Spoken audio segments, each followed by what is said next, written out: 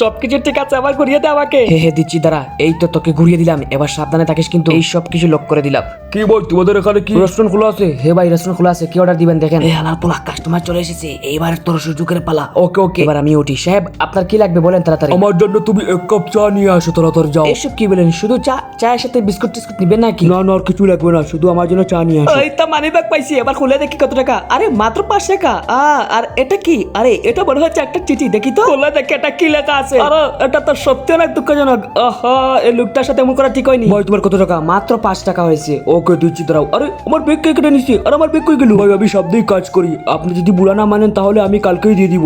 আচ্ছা ঠিক আছে, আপনি কালকেই দিয়ে দিন যান। এবার তাড়াতাড়ি তুলি। এই হালাল পোলা, কত টাকা মারলি? তাড়াতাড়ি বল। আরে হালাল পোলা, আগে ওইটা খুল, আগে ওইটা খুল, তাড়াতাড়ি খুল। আর এই দে, এই চিঠিটা পড়ে দেখ, এখানে কি লেখা আছে, তাড়াতাড়ি পড়। আরে এই চিঠিটা সত্যি অনেক হৃদয় বিদারক। এখন কি করবি? চল আমার সাথে, দেখি কি করা যায়। দেখি আমরা কিছু করতে পারি কিনা। আজকে কাজ করে বাড়িতে টাকা দিতে হবে। এই যে তোমার মায়ের চিঠি চলে এসেছে, তোমার মায়ের চিঠিতে লেগেছে, বাবা তোর টাকা পাইছি রে আমি, তুই অনেক ভালো ছেলে রে বাবা।